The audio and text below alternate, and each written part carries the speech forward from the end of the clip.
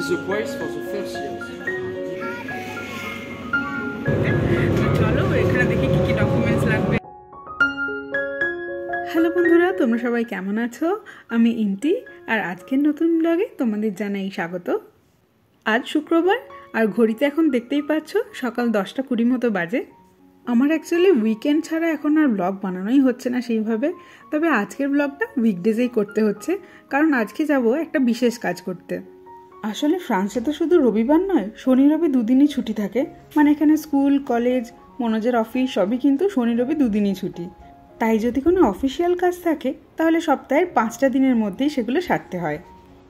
আজকের ওয়েদারটা দেখতেই পাচ্ছ, খুব সুন্দর একটা দিন। আমরা এখন ব্রেকফাস্ট করব, আর ব্রেকফাস্ট করে দুজনে তারপর বেরোবো। তো শেষ পর্যন্ত তোমরা এই ব্লগের সঙ্গে থাকো, আশা করি ব্লগটা তোমাদের খুব ভালো লাগবে। আর যারা ফ্রান্সে এসছো বা আসবে বলে ভাবছো, তাদের জন্য ব্লগটা খুবই ইউজফুল হবে। আমার আগের যে ব্লগগুলো তোমরা দেখেছো, সেখানে তো আমি শেয়ার করেছি ফ্রান্সের ভিসা করার জন্য কী কী করতে হয়, এখানে এসে কিভাবে হাউস হান্টিং করতে হয়। আর আজ শেয়ার করব এখানে এসে ভিসা রিলেটেড কী কী অফিসিয়াল কাজগুলো সারতে হয়। আজ প্রথমেই যে ইম্পর্টেন্ট কাজটা করব সেটা হচ্ছে আমাদের রেসিডেন্স পারমিটের অ্যাপ্লাই। ফ্রান্সে এসছি আমাদের কিন্তু 1.5 মাস মতো হয়ে গেল, আর এই রেসিডেন্স পারমিটটা কিন্তু 3 মাসের মধ্যে অ্যাপ্লাই করতে হয়। তো রেসিডেন্স পারমিট বা কার্তে দে সেজুর অ্যাপ্লাই করার জন্য আমরা আজকে যাচ্ছি পাসপোর্ট সাইজ ছবি তুলতে। আর এখানে অ্যাকচুয়ালি ছবি তোলার জন্য কোনো লোক থাকে না, এরকম অটোমেটিক মেশিনগুলো থাকে বিভিন্ন ট্রাম স্টপ, মেট্রো স্টপ, বিভিন্ন শপিং মলে থাকে। আমাদের বাড়ির পাশের এই দোকানটায় ছিল, তো আমরা এখানেই এসেছি। আমার ছবি তোলা হয়ে গেছে, এবার মনোজ তুলছে। আর আমি ভাবলাম এই অটোমেটিক মেশিনে কিভাবে ছবি তুলতে হয় সেগুলো তোমাদের সাথে একটুখানি শেয়ার করি। ফ্রান্সে আসার পর 3 মাসের মধ্যে যে মেন কাজটা করতে হয় সেটা হলো প্রথমেই ভিসা ভ্যালিডেট করতে হয়। আর ফ্রান্সে আসার 3 মাসের মধ্যে এই রেসিডেন্স পারমিট বা কার্তে দে সেজোর বা আরপির জন্য অ্যাপ্লাই করতে হয়। আর এই রেসিডেন্স পারমিট অনলাইন এবং অফলাইন দুভাবেই করা যায়। আমরা যদিও অনলাইন মেথডে করেছি, তাই তোমাদের এখানে বলবো অনলাইনে কিভাবে তোমরা রেসিডেন্স পারমিট অ্যাপ্লাই করতে পারো। আর এই যে অটোমেটিক ছবি তোলার মেশিনটা দেখছো, এটাই কিন্তু ফ্রান্সের বিভিন্ন অফিসিয়াল ডকুমেন্টের জন্য ছবি তোলা হয়। যেমনটা তোমরা এখানে দেখতে পাচ্ছ, মনোজ এখানে বসে রয়েছে, আর এই স্ক্রিনে যে সমস্ত ইনফরমেশনগুলো দেওয়া থাকছে সেগুলো ফলো করলেই কিন্তু নিজেই নিজের ছবি এখানে তোলা যায়। এখানে অ্যাকচুয়ালি টোটাল 3টে ছবি তোলা যায়, আর তারপর ডকুমেন্টের রিকোয়ারমেন্ট ওয়াইজ এবং নিজের পছন্দ মতো ছবিটা চুজ করা যায়। আর ফটো সিলেক্ট হয়ে গেলে এইভাবে স্ক্রিনে সিগনেচারও করতে হয়। আমি তো 5-6 বার অ্যাটেম্প নিয়ে একবার সাকসেসফুলি সিগনেচারটা সাবমিট করতে পেরেছি। মনোজেরও তাই হচ্ছে, দেখতেই পাচ্ছ তোমরা। আর এই মেশিনে ছবি তুলতে আমাদের দুজনের 8 ইউরো করে লেগেছে।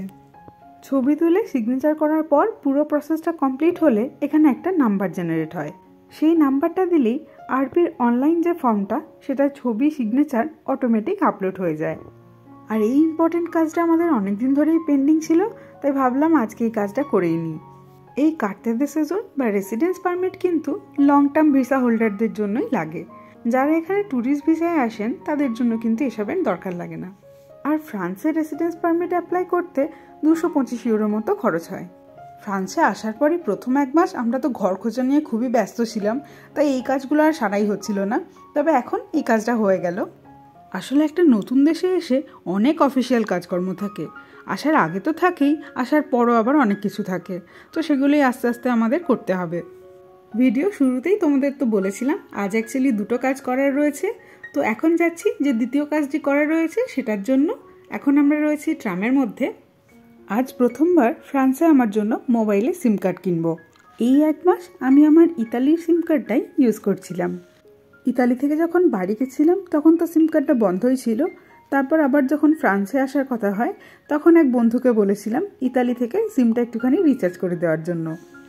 ফ্রান্সে একটা কোম্পানি রয়েছে যার নাম হলো ফ্রি। এখান থেকেই আজকে আমি সিম কার্ডটা নেব।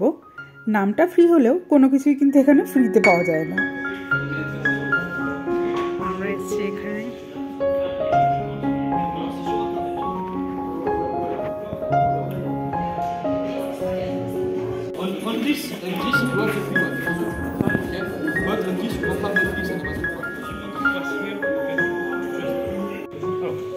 That SIM also can be connected. 10 plans, more gigabytes, okay? for 16 euros. আমরা ভাবছিলাম এটা শুধু মোবাইল শপ, কিন্তু দেখলাম এখানে সিম কার্ড, মোবাইল, তার সঙ্গে কিন্তু ওয়াইফাইয়ের সার্ভিসও রয়েছে।